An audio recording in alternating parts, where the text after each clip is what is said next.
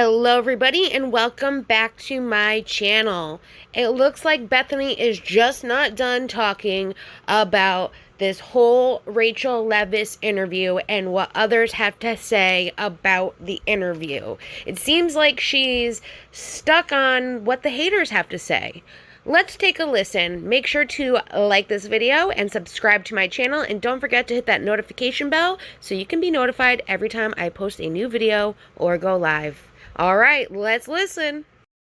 So Bravo issued a response saying that cast members on reality television are not held to NDAs for any reason besides protecting storylines. That's just bullshit. People have been allegedly threatened that if they speak about anything in any area, including their experience on reality television or just anything, like if they talk about anything that goes on, they will get sued. It's certainly not about storylines, because you see storylines discussed everywhere on social media long before they air. So it's just a bullshit response. And it's a way for them to try to protect their reputation and make it like there are no illegal practices and violations behind the scenes. It's just a bullshit response. It's just a bullshit response. Having been on reality television, you definitely don't feel like you can speak out about anything behind the scenes. And storylines is never something that anybody even talks to you about not sharing. It's just not. I've never once heard of Bravo or anyone saying, like, please protect the storyline. It's just not, because nothing is the same when it's on camera. And all the time storylines get revealed in the media and people never get threatened to be sued. But many people have been threatened to be sued by the powers that be for talking about anything that goes on in production. So that's just not true, but it's a great bullshit corporate answer. Okay, so let's seal the practice on the Raquel Ariana Vanderpump Rules saga. The Bravo PR machine is Vanderpumping. The cast is out in droves speaking about this because it's a circular reference. It's a for-profit Scandoval machine, and the more they talk about it, the more I talk about it, the more money we pump into this atmosphere.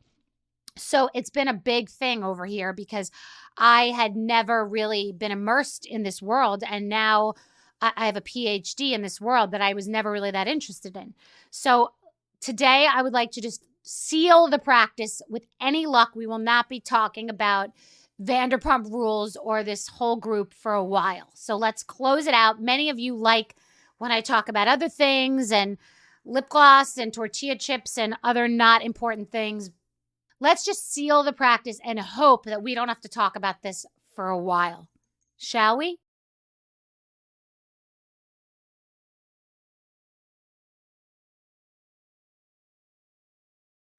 So I've been thinking a lot about difficult breakups and divorce.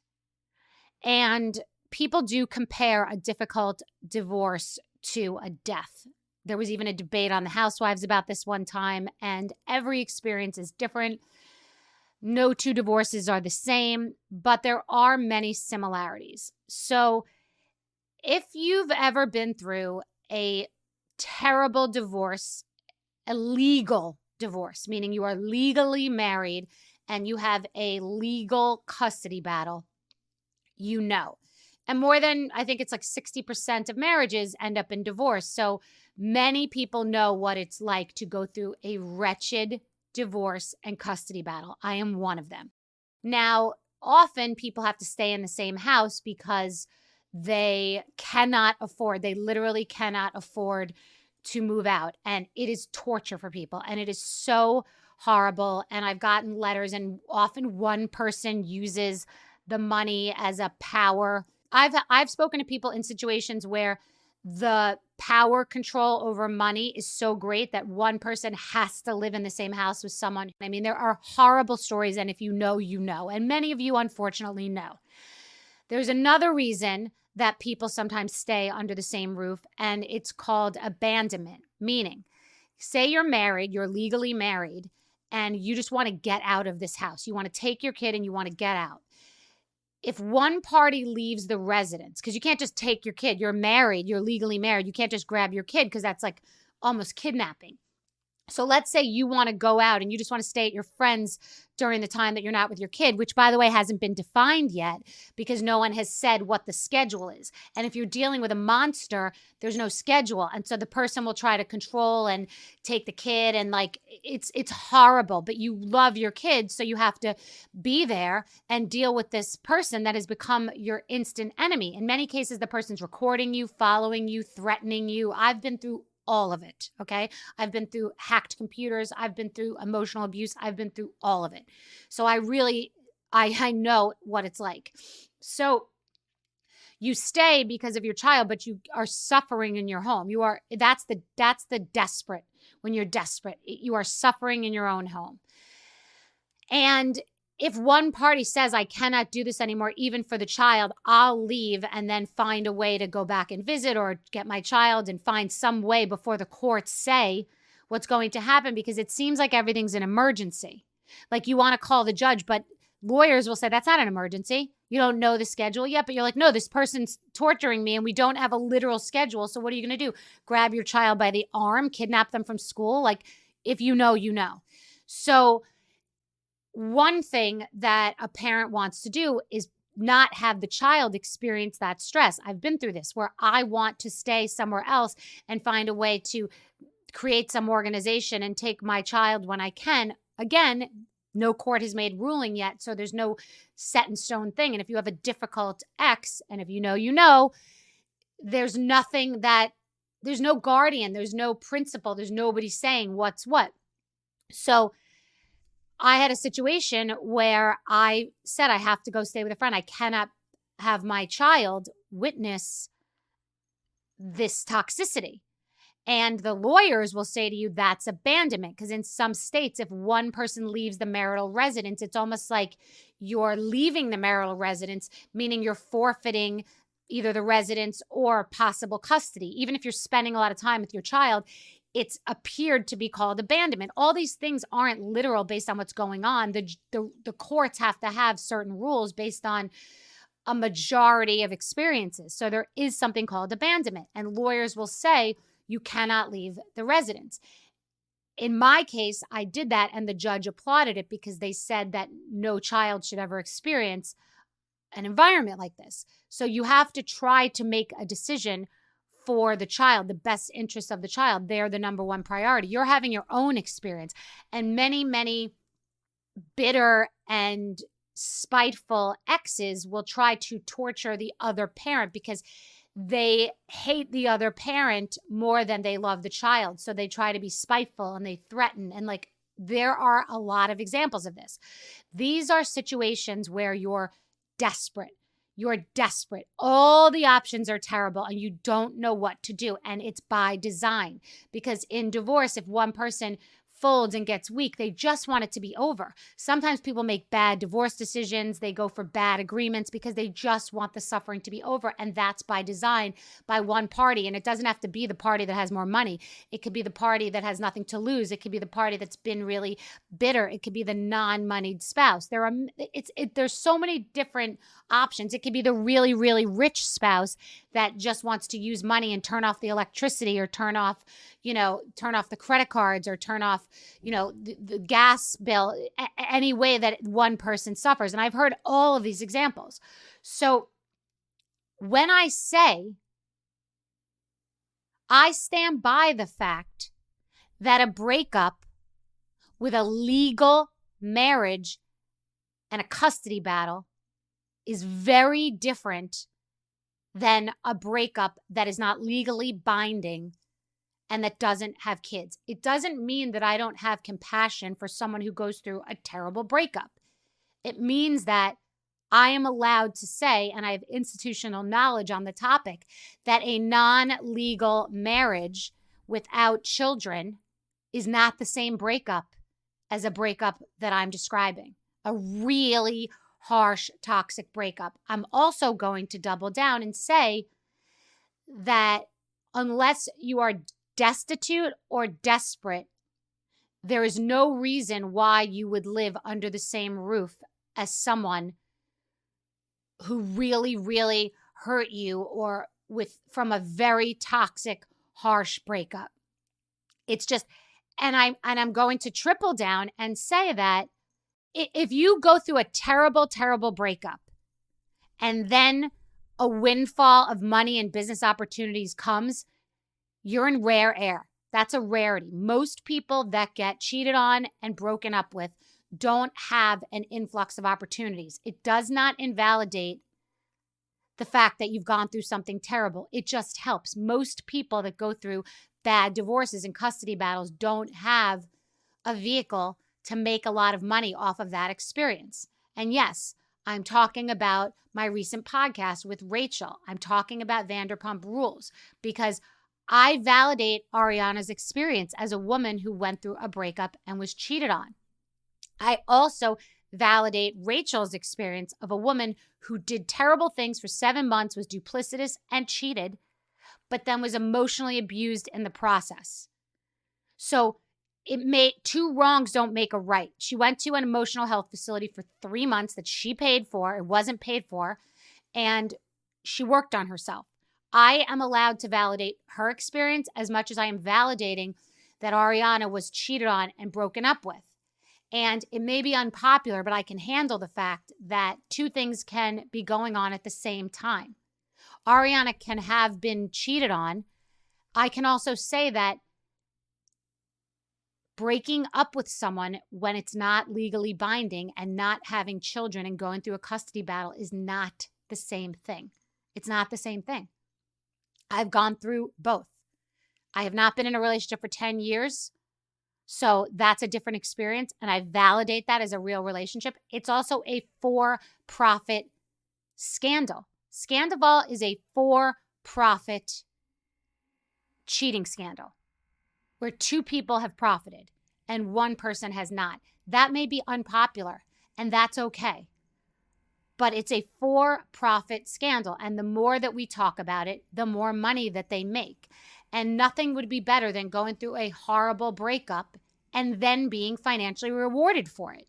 And a breakup that is not legally binding and a custody battle, a breakup where you don't have children and you're not legally married is not the same as a custody battle and a legally binding marriage that ends up in divorce. That is a brutal experience. It is a brutal experience. I cannot see a situation besides desperation and destitution and maybe a for-profit scandal that would allow for me to live under the same roof with someone that I'd gone through a horrible breakup with. I can't imagine working with and living with someone under these circumstances unless I was completely desperate or destitute or profiting off of the scandal. Sorry, it's not popular. I validate Ariana's experience. I validate anyone who's broken up with someone. And for it to be twisted and for it to be portrayed that I don't validate someone's relationship because they don't have kids, it's not true. I validate every relationship that doesn't end up in children. I just am saying that a custody battle and a brutal divorce is very different than a breakup that's not legally binding. Sorry. I validate Ariana's experience as someone who's been cheated on and hurt. I also validate Rachel's experience as someone who has cheated for 7 months, made horrible mistakes, went away to an emotional health facility for 3 months on her own dime, made no money from a scandal that is a for-profit scandal. It may be unpopular, but it doesn't make it false. Oh my God, the podcasters are so obsessed with the fact that this podcast went to #1 as a result of having Rachel on.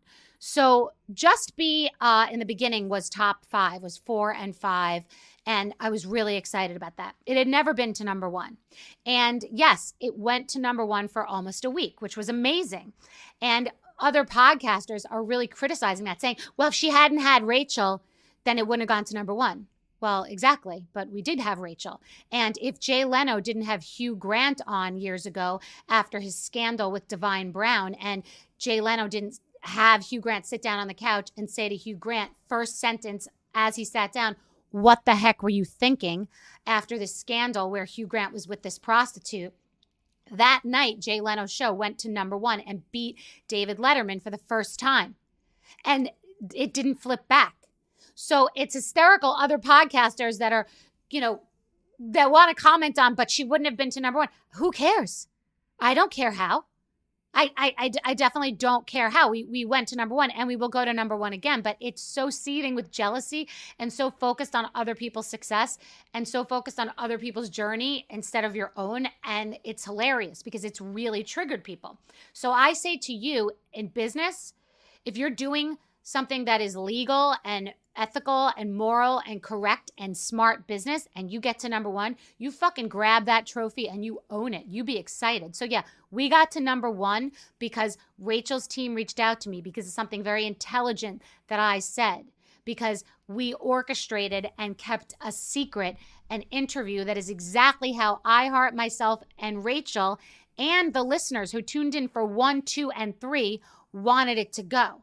So you can jump up and down and criticize it as much as you want. You can also be frustrated because you've gone to the powers that be and asked why you didn't get the interview and have vocally been very loud about the fact that you wanted the interview. And many of the people that are criticizing the podcast are people that have trashed this girl. So they trashed this girl, which I never did, and they wanted the interview, and now they're mad that I got the interview, and they keep finding all these different reasons why they're mad. The first one was that I didn't watch all of the shows, which I never wanted to watch all the shows, and she didn't want me to watch all the shows. So the people, the millions of people, the 3 million people that listen to 1, 2, and 3, they could have stopped. They're happy. She's happy. I'm happy. iHeart's happy. There's like a handful of podcasters and bloggers that aren't, and TikTokers that aren't happy. Well, go talk to a therapist because we're all thrilled, and we did go to #1, and yes, that was called smart. So let me ask you a question. All these bloggers that say that we're clout chasers, so these bloggers and podcasters, they say #1, clout chaser, did it to be relevant. I'm curious, what is everyone else doing a podcast for?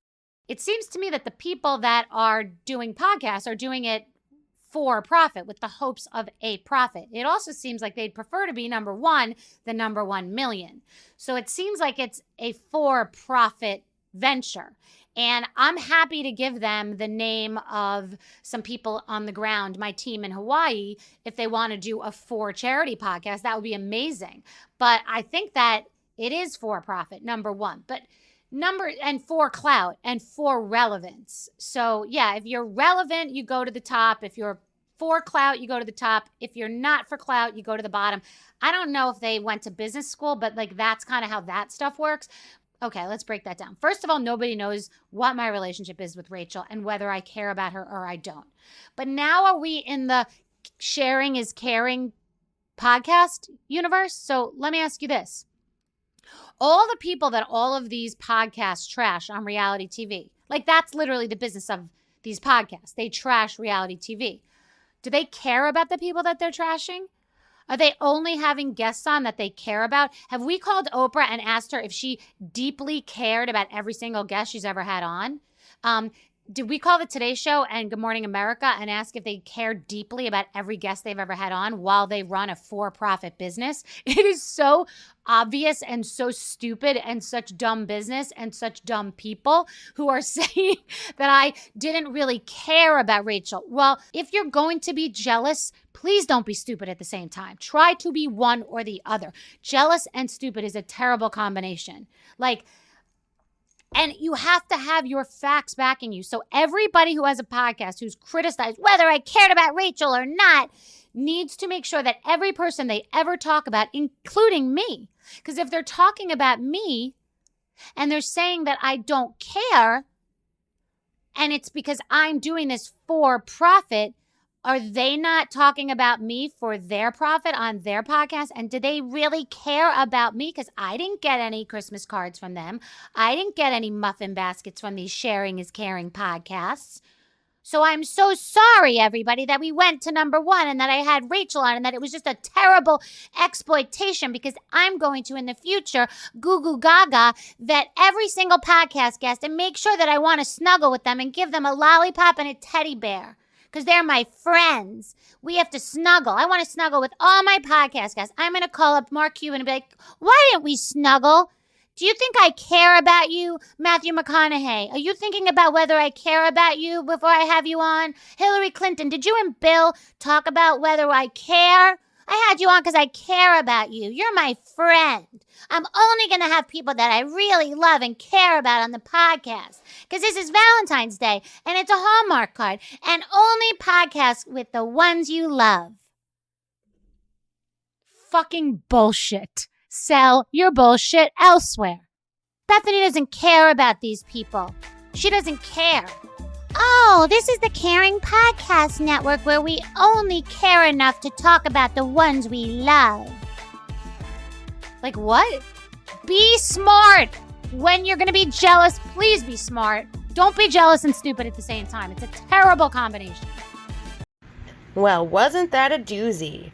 So, I'm going to give a little bit of my commentary about what I think regarding this podcast, but please stay tuned to the end, because I am going to show you a video from Bravo and Blaze about just how much money that Bethenny has made on this podcast interview in the 3 parts she did with Rachel. And this is just for you to understand even more that Bethenny is only doing this for the money and the clout, and this is my opinion as well as other people's opinions. So first, let me get into my commentary. Bethenny starts off by bringing up Bravo's response, saying there are no NDAs that stop Bravo cast members from talking about their experience, just NDAs to protect storylines, and how she has never heard Bravo care about protecting storylines. And I know this to be false, because Bravo has had cast members not post pictures, not post events, and there has been cast members that have gotten in trouble for posting out storylines before they ever aired. We saw this during Scandoval, where everyone was protecting what happened during the reunion, except, well, Scandoval himself, and they were not happy with him and what he put on the Howie Mandel podcast, and even recently with Sheena during an Amazon Live, when she talked about season 11's retreat, which some of the cast took to Lake Tahoe, and how she was paired with Sandoval during the activity during this retreat. This is something that is known, and a lot of the cast do follow, though there will always be, of course, other people who are there witnessing events and things that do not put them in the NDA category that go and talk about these things. And I think when everything was happening with Scandoval, it was not during filming. This was something that they never had to do, which was pick up cameras again, and people were not sure what they could and could not say. It was a new experience both for Bravo and the cast. Now, because this is something they never had to deal with, it's expected that they did not know how to handle this. I definitely don't think that the cast is talking about this whole podcast and Scandoval to make money. I think the cast is talking about what was said on the interview with Rachel, because this was the first time she had spoken out since the reunion. They have every right to talk about the different statements and accusations Rachel made and also Bethenny made that were not factual or true. Everybody has that right. If this was a reverse situation, I'd be saying the same thing if Rachel was to discuss what, say, Ariana was saying in a podcast or something like that. Bethenny claims this is a big thing for her, and she never experienced this. Well, neither has all of the cast of Vanderpump Rules. This has, yes, become a talked about situation, and people like myself, as well as you and all the others that are interested to know what is going to happen, how it's going to play out, what will be said, and what will happen from here. This is what draws people into these shows and these cast members. This is something Bethenny herself has experienced, just maybe on not such a high level of interest. And I do believe if she did not interview Rachel, she would not even be having the success that she claims to have because of this. I think she took advantage of this situation, and that's just my opinion, because she has made claims she knows nothing about Vanderpump Rules, that the only thing she's ever watched was the reunion. She took advantage of this situation. And I wouldn't say, Bethenny, that you have a PhD in Vanderpump. Sorry, not sorry. Is that what you like to say, right? But you just don't go and make claims that you have no clue about. That is the problem with what people have to say regarding what you were saying and making claims about. You sit there and say you don't know the show, but then you're claiming you understand and get this situation and that, but you never even saw the show to really fully understand.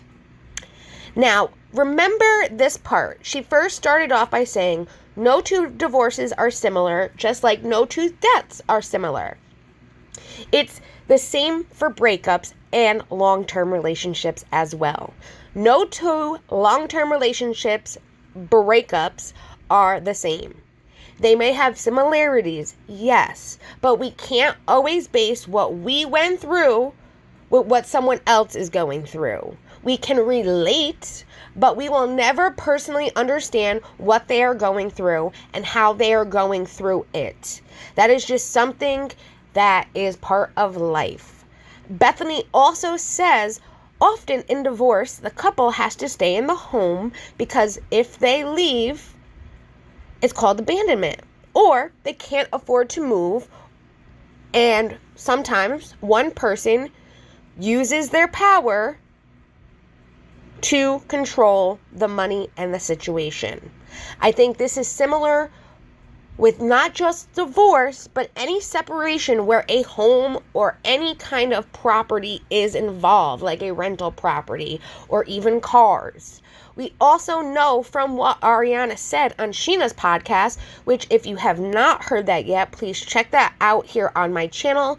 I have the full interview in video format and audio format, whichever you prefer. But she says in there that she was advised not just by her lawyers, but her financial advisors and others that have helped her make the best decisions for her situation now and for the long run. I also believe, and it's been insinuated, that Tom is using the home and wanting to not sell it as a power move, in my opinion, and he's kind of holding that above her.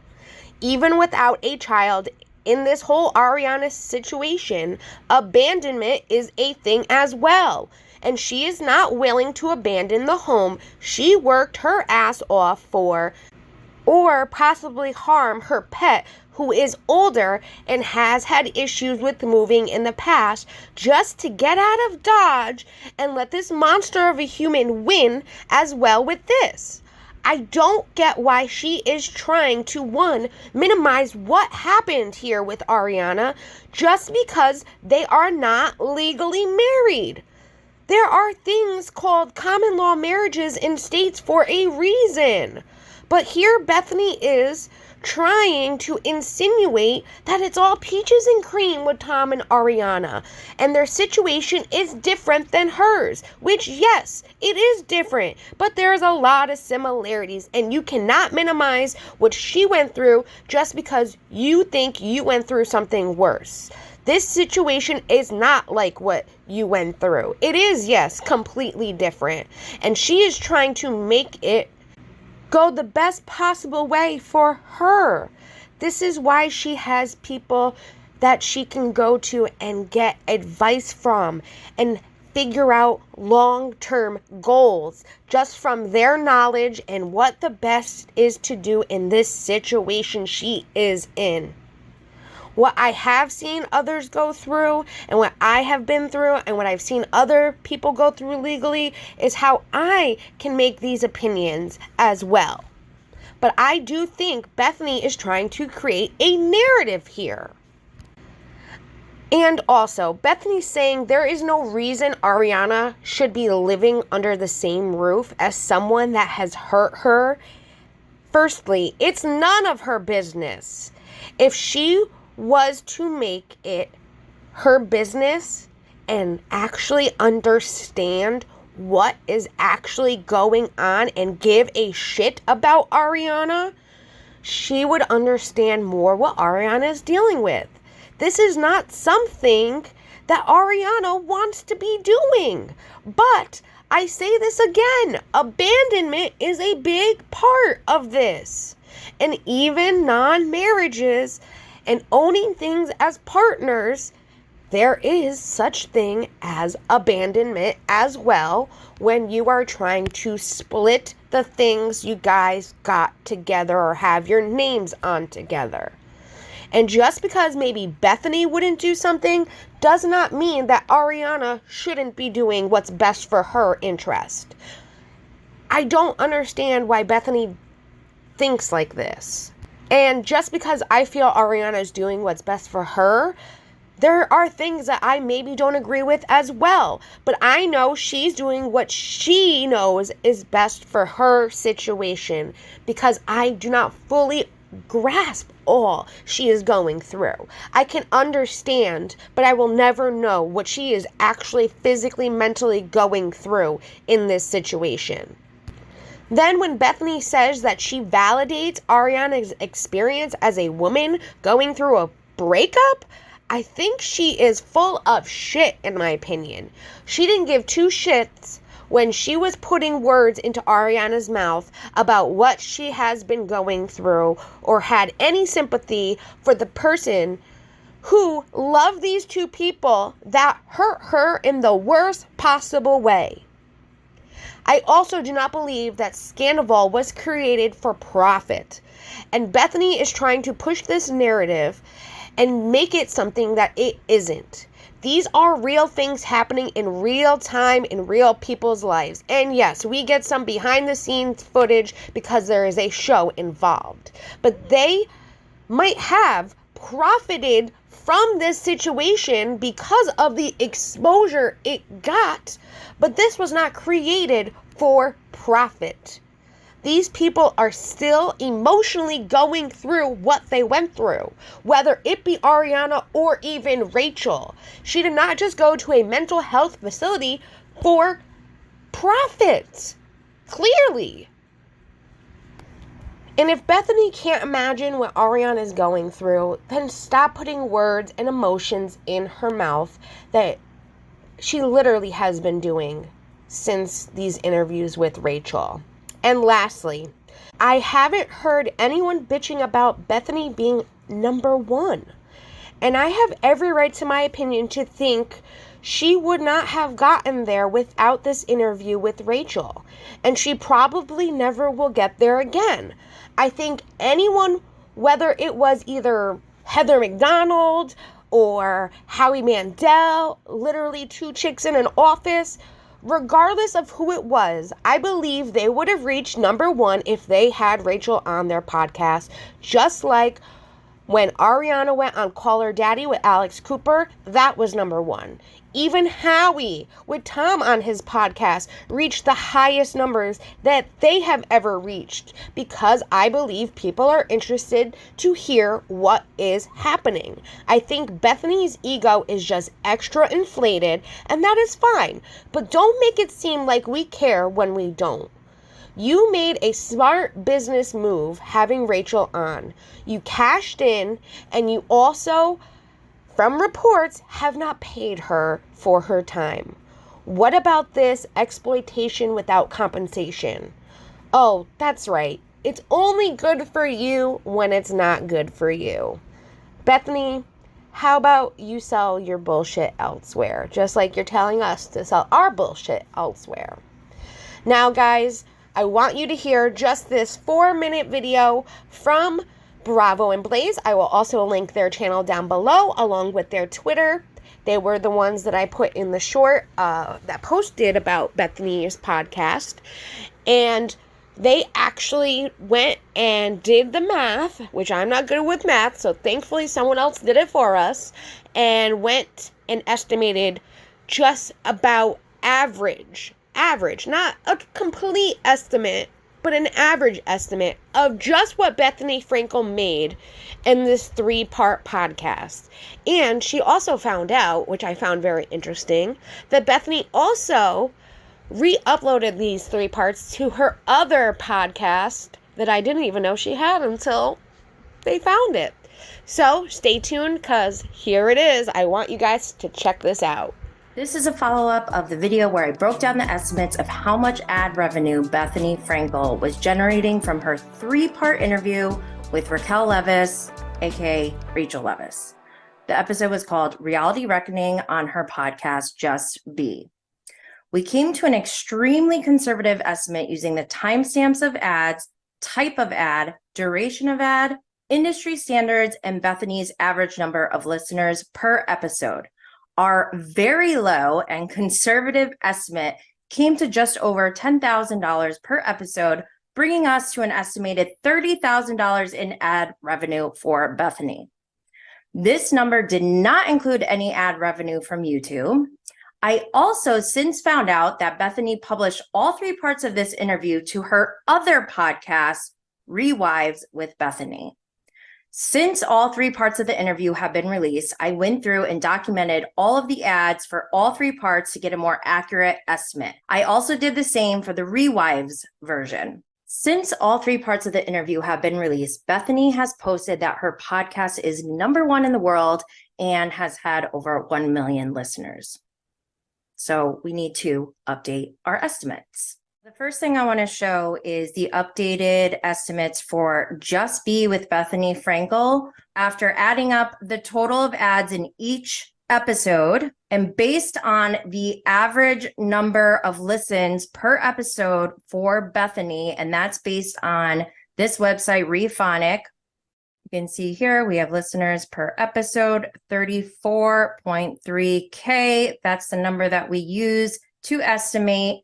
After looking at part 2 and part 3, we got similar numbers, not as much because of the type of ads, but overall we're close. I mean, we're at over $9,000, over $7,000 if we're going off of the average number of listens per episode that Bethenny usually brings in. Bethenny has since said that her podcast is #1 in the world, which I went and verified on pod charts. You can see here, Just Be with Bethenny Frankel hit #1 for 4 days in a row. And I saw that on other charts. So that's confirmed. But one thing I can't confirm is how many actual listens she got. She claims that she had over 1 million listens. Only Bethenny's team can really tell us the true numbers. Bethenny probably added the numbers. And what I'm going to do to reflect that is I'm going to calculate this based on if we divided 1 million by 3. So the total estimated ad revenue for part 1 would be $88,000. Part 2 would be $81,333. Part 3 would be estimated at $63,333. Now, going to Rewives, I did this same activity for her other podcast. If I go into Rephonic, her average listeners per episode is less for this. This is 3.4. I went through and did all the timestamps. She has different ads in each podcast. So the total number, if we're using her average number of listeners, we got $844 for part 1 on Rewives. We got $731 for part 2 and $696 for part 3. YouTube, I haven't calculated anything on YouTube yet, but I know that she was supposed to upload that to YouTube. So that's additional revenue. But for the sake of this, this is just for the podcast. That brings us to a total of 232,667 for the Just Be podcast. If we use the average number of listeners that Bethenny gets for Rewives and the number of ads she had in her episodes, then we get $2,271. That brings us to a total of $234,937. Didn't you find that very interesting? Well, let me know down below what you think about this podcast, what Bravo and Brave had to say, and my commentary as well. Let me know down below in the comments. I love getting to interact with you guys and getting to talk with you guys about your opinions regarding this situation. And make sure you like this video and subscribe to my channel.